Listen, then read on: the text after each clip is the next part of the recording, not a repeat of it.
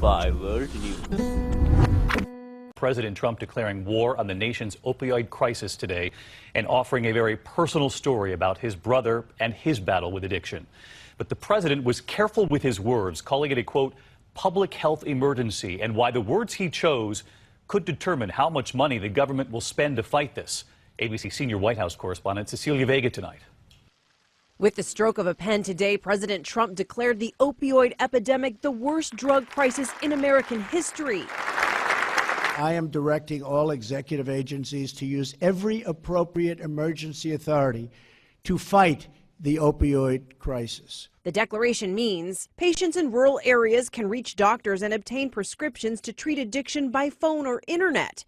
Unemployed workers who lost their jobs because of addiction will receive job training and assistance, and it lifts bureaucratic red tape, allowing more funding for treatment centers in all 50 states.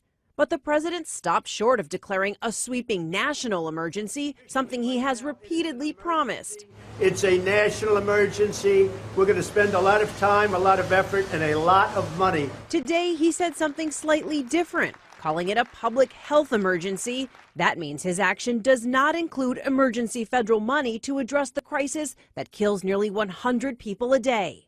For more than a year, ABC News followed families battling the effects of addiction. In New Hampshire, David sat down with Rory Smith, who found his son Aaron in their basement, overdosed. He was gray. I yelled for the phone to call 911, and I proceeded to give him mouth to mouth. He was not breathing, and I couldn't feel a heartbeat. Can you tell me what that's like? It's probably the worst thing I've ever had to do in my life.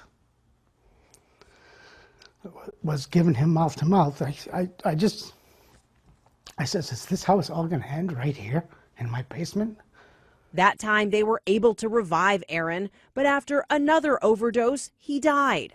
At his funeral, Carrie Norton, a nurse and advocate who tried to help Aaron, made this promise to his grieving father. I'm so sorry.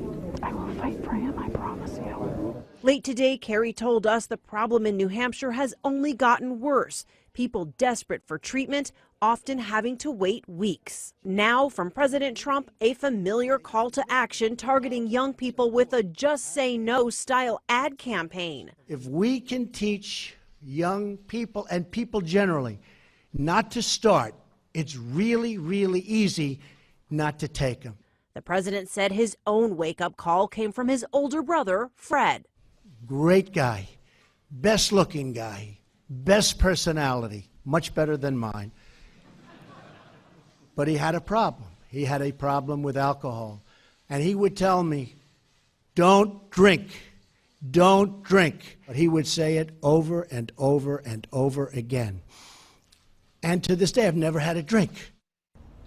And Cecilia Vega joining us from the White House. And Cecilia, it was deeply personal, the president's story. But the White House is still facing tough questions tonight about whether the president's action today is an adequate response for a crisis of this magnitude.